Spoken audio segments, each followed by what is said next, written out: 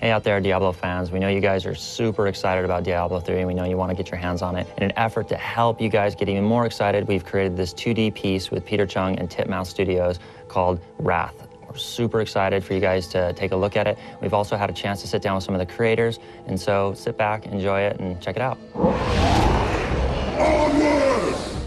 You know, obviously we had Diablo 3 coming out, and we had built a lot of new lore, a lot of new characters, and throughout the series of games so far, we've seen all sorts of demons, right? Just pull the slot machine and, you know, 10,000 demons spill out. You know, it's what Diablo is, but we've only seen the character of Tyrael, you know, interceding on mankind's behalf over the course of the series so far. It really is a telling of the breakdown of the angels and their unity. We really get a chance to see inside the minds of the angels and really understand how they work together and really ultimately how they don't work together. We've been hooking back and forth and trying to figure out a way. Many of these characters haven't been seen by the audience yet, so we were just trying to figure out how can we get these ideas out to our audience. You know, we wound up coming up here and meeting Chris and the Titmouse team.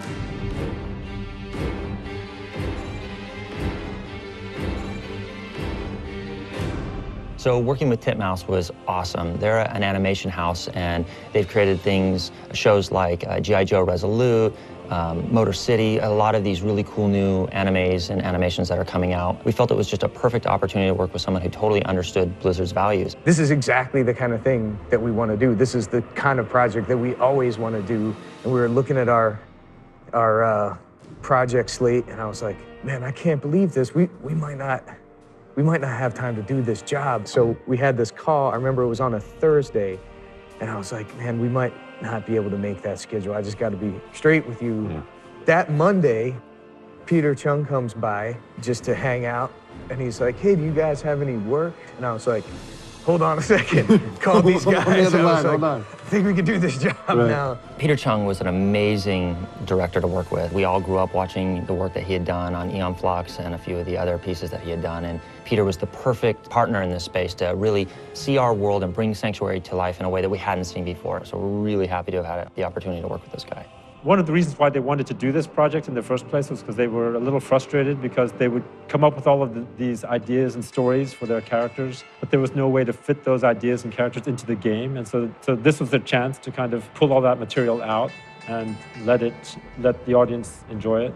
I think there's that. The other thing is animation buys us an opportunity to really explore crevices of the universe that we can't usually, because when we do our big cinematics, they're high fidelity, they take forever, and there's only so much content we can put in those. So this gave us an opportunity to really explore different angles in a way that's stylized and I think naturally fits. I understood that as a way of trying to expand the universe and also the audience, because a lot of people who might be attracted to the animation might see the animation first and then become intrigued by the game.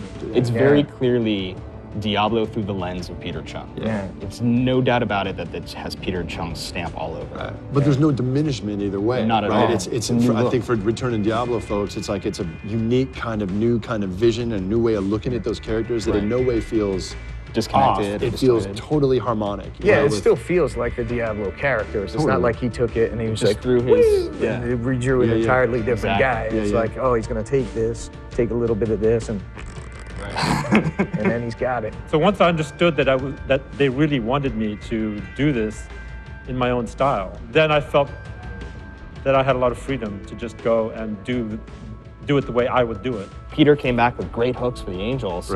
Watching how they fight, and you're like, oh, we have to do that. Yeah, I love that one where it's like it flips around the wrist and sends back. I was telling you earlier. Weapons, and that was all Peter. You know, just coming in, like him having to get his head around the visual acuity of what Diablo is into his style, right? And make it sing to like the way he develops characters and the way he sees like characters in motion, which is just so visually unique. Suddenly, I'm going, holy cow, that's who those characters are. Peter. Like we couldn't.